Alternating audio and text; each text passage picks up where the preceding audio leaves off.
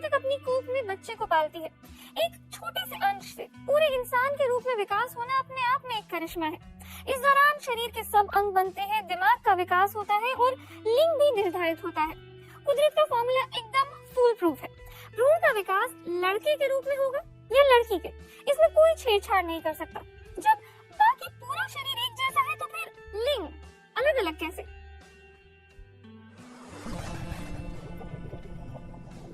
इस भ्रूण की उम्र 30 दिन है।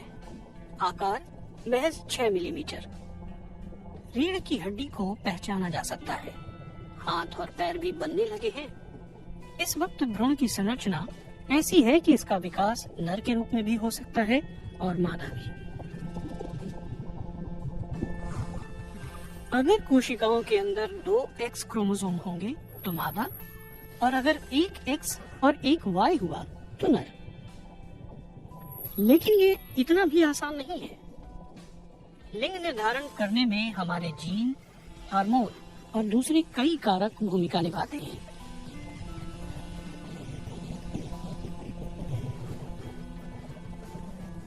छठे या 7वें हफ्ते तक भ्रूण की लंबाई 1 सेंटीमीटर तक पहुंच जाती है। भ्रूण का नर के रूप में विकास तब शुरू होता है जब टेस्टिस यानी वीर्य कोश का निर्माण होता है। टेस्टिस टेस्टोस्टेरोन बनाती है। नरंगों के विकास के लिए ये हार्मोन बेहद अहम है। इस हार्मोन के अलावा और भी कुछ कारण होते हैं जिनसे नरंगों जैसे कि वास डेफरेंस, सेमिनल वेसिकल्स और प्रोस्टेट ग्लैंड का विकास होता है।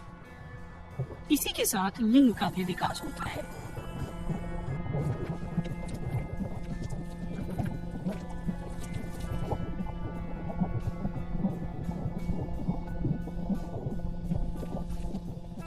इसी तरह भ्रूण मादा का रूप तब लेता है जब ओवरीज यानी अंडाशय का विकास होता है।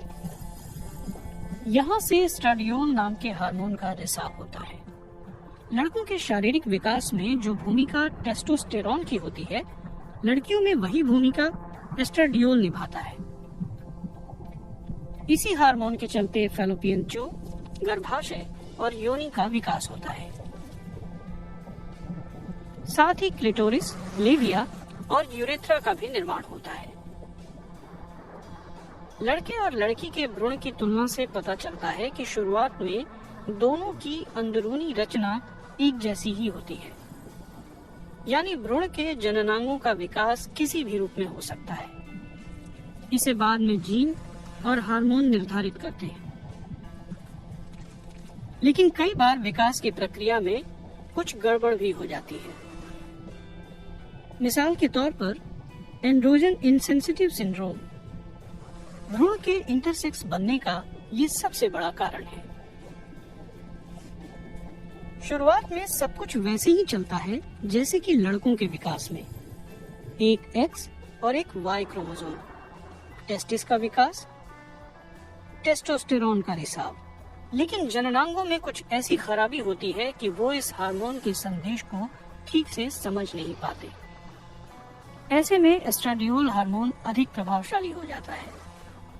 नतीजा, XY क्रोमोसोम होने के बावजूद भ्रूण का विकास मादा के रूप में होने लगता है।